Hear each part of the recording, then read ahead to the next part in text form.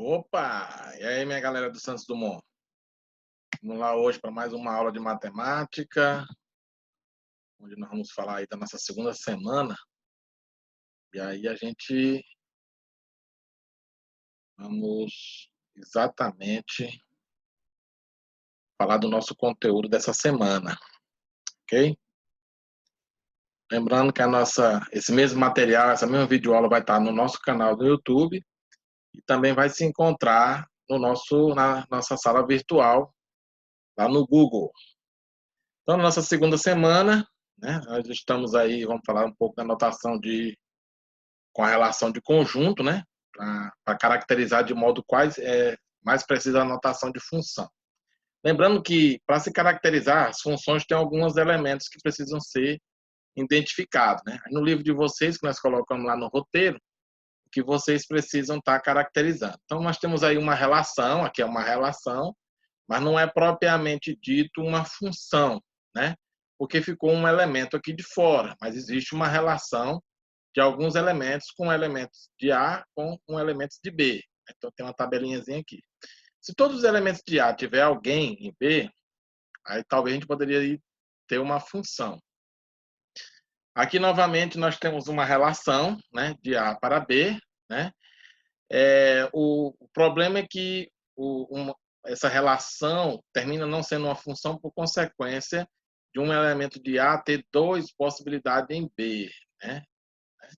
Então, por exemplo, vamos associar cada elemento de A que pertence a A, e a um elemento em B, né? Pertence lá em B. Então, aí nós temos uma função aí do tipo y² igual a x². Então, aqui nós temos uma função. Aqui nós não temos porque alguém ficou de fora. Ok? E aqui nós temos aqui uma outra relação, né? Onde cada elemento de A existe alguém em B. Aí aqui também nós temos uma função, certo? E aí aqui nós temos uma outra, né? Também uma relação que também é uma função, porque cada elemento aqui de A tem um correspondente lá em B. Aí nós temos aí uma função também. Então, essa é a ideia que nós vamos colocar aí para vocês, né? Dentro do nosso roteiro, para essa relação de notação de função. Vamos pegar aqui um outro exemplo, né? Aí você tem aqui uma tabela, né? Observe o lado da relação entre os elementos do conjunto A, né? A, B, C, D, E, e os elementos B, 1, 2, 3, 4, 5, 6, 7. Aqui você tem as relações, né? As conexões de cada elemento de A com alguém lá em B. Aí você monta uma tabela aqui. Essa mesma relação podemos ainda ser descrita por um conjunto de F, né? De pares ordenados do tipo XY, né? Que você é um par de ordenado, X correspondente ao conjunto A e Y correspondente ao conjunto B. Aí você tem aqui uma função, né? Função de F, né? Aí A2, né? Que você tem aqui e aqui. B3, né? Que você tem aqui e aqui. C5, que você tem aqui e aqui. D7 e E1. Você tem aqui uma relação que vai caracterizar aí alguma possibilidade de função ou não. Então, nesta função, dizemos que A é igual a correspondente, né? E assim sucessivamente. Você tem uma relação entre um e outro. Né? Agora, uma relação matemática, assim, propriamente dita, aí nós tem alguns casos que a gente precisa estar olhando direitinho, dependendo da relação. Mas existe uma relação aí. Então, para a notação, de modo geral, se F é um conjunto de pares ordenados, XY, que define uma função de A em B, indicamos que F está para A, assim como para B. Né? Então, F de A para B. Então, se nesta função Y pertence a B, é a imagem de X pertencente a A. Indicamos que Y é igual a F de X e lê-se que Y é igual a F de X. Ok? Então, retornando ao exemplo anterior, temos que F de A é igual a 2, F de B é igual a 3, F de C é igual a 5, F de D é igual a 7, F de E é igual a 1. Aí você tem aí a função descrita entre um conjunto e outro nessa relação. Então, função é definida por fórmula, que é onde nós estamos aqui falando aquela questão de todos os elementos têm lá uma sequência. Então, aí chamamos de lei de correspondência. Então, a lei de correspondência que associa cada número racional x ao número racional y, sendo y o dobro de x. Então, é a função f, né, de reais, né, para reais, ou de, no caso aqui, racionais para racionais, né, definida pela fórmula. Aí sim tem a fórmula. Y igual a 2x. Então, o f de x é 2x. Então, o que tu colocar no conjunto A, ele vai ter um conjunto B que vai ser o dobro, né, do que você colocou de elemento do A. Você tem a lei de formação aí descrita. Então, o exemplo 7, nós vamos usar a mesma relaçãozinha, né? Aqui ele já usa o conjunto dos números naturais, mas não importa, existe uma equação matemática, no caso aqui é x ao quadrado. Então, cada elemento de A que tu coloca nessa função aqui, você vai ter um correspondente lá em B, ok? Então, aqui, um exercício resolvido. Seja f de R em R, definido por f de x, 3x mais 8 dividido por 5. Aí ele manda você calcular o f de 3, tu vai substituir o 3 aqui nessa função. O f de menos 2, vai botar o menos 2 aqui nessa função. O f de 1/4, vai colocar 1/4 aqui nessa função. E o f de raiz de 2, né? Você vai colocar aqui nessa. Então, quando você fizer as substituições, você vai ter cada um aí, ó. Aqui tem a resolução de cada um, né? F de 3, você coloca lá, 3 vezes 3 mais 8 dividido por 5. 3 vezes 3, 9, mais 8, 17, dividido por 5. 17 por 5, ok? Quando você fizer a substituição aí pelo f de 1/4, né? O f de menos 2, o f de menos 2. 3 vezes menos 2 dá o quê? Menos 6, mais 2 dá 2. 2 dividido por 5. O f de 1/4, substitui aqui, ó, 3, 1/4 mais 8. Então, fica 3/4 mais 8, que fica 35 dividido por 4, dividido por 5. Quando você fizer aqui a divisão de fração, fica 7/4. Aí no raiz de 2, do mesmo jeito, é 3 raiz de 2 mais 8. Aí você tem a forma fatorada já dela aí da própria substituição. Aí na letra B, o f de x igual a 0. Ou seja, você vai descobrir um x igualando essa função a 0. Aí quando você fizer essa igualar aí a 0, coloca todos os termos para o mesmo lado e você tem aí x igual a 8/3. Né? Na segunda, aí, a gente já tem, né, f de R em R, definida por f de 4x mais n. Aí aqui aparece um termozinho, né, além da variável x, um termo desconhecido, chamamos de m, que é uma constante, que é um outro número qualquer, né, depende aí da situação. Então, ele quer que você calcule o m, né, no caso, ele vai pedir o m, ou vai pedir alguma substituição, mas as dicas têm que ser dadas na questão. Né?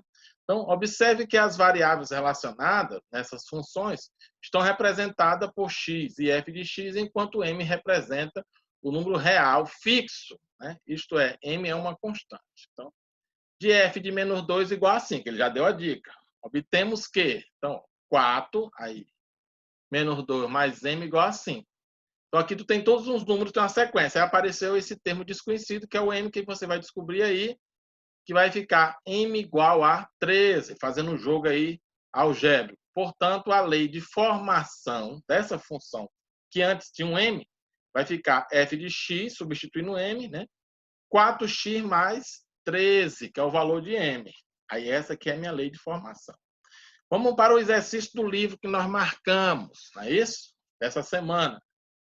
Muita gente está tendo dificuldade que acha que é... Não, esses exercícios que a gente marca, a gente resolve, e aí a gente coloca na semana sempre umas questões para vocês fazerem parecidas com essas. Para vocês fazerem lá online, que já sai para vocês a nota lá. E eu já tenho essa resolução aí para vocês. Então, aí na primeira aí, ele colocou aqui, ó, essas representações. E aí ele diz, ó, verifique em cada caso o esquema que se define ou não uma função de A em B. Né? Os pontos assinalados representam os elementos do conjunto A e B. Então tá aqui, ó, na primeira aqui, é sim, né, ó, tem relações, né?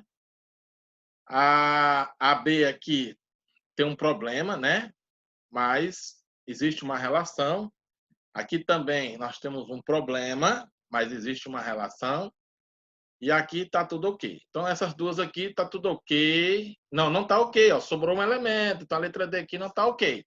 A letra D é garantida que não. Vamos verificar só esses problemas aqui na C e na B. Então, o esquema, né, não definirá uma função de x.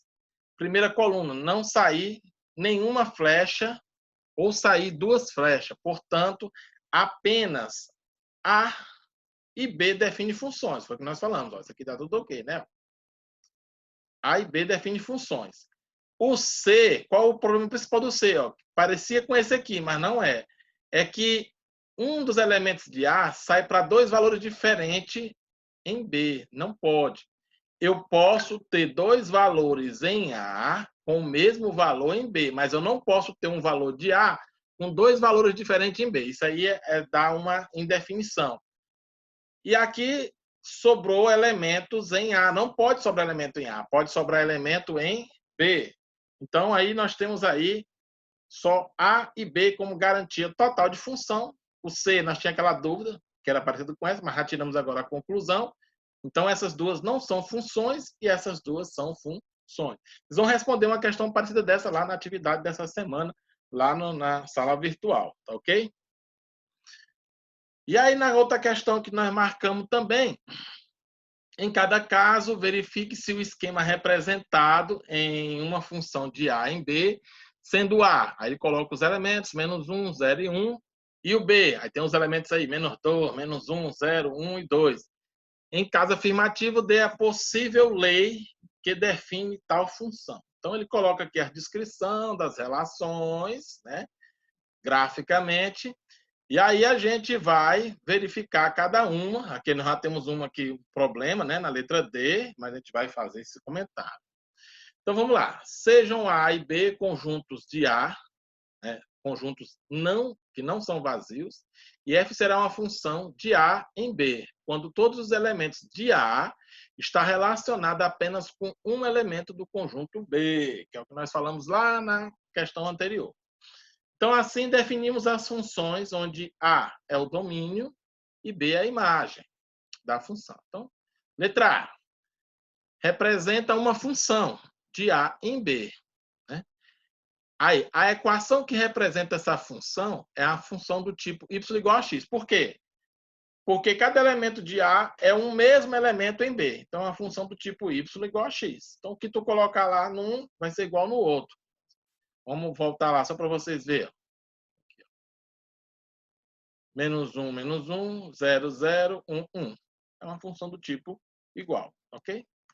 Na letra B, não representa uma função, tá? Aqui está escrito errado, porque um dos elementos de A está relacionado com apenas um elemento em B. Não existe um valor no domínio que resulte em dois valores de imagem. Foi o que nós falamos lá da primeira, lembra? Esse cara representa duas imagens, não pode. Certo? Então, aqui já está descartado, não tem lei de formação nenhuma que descreva um comportamento desse.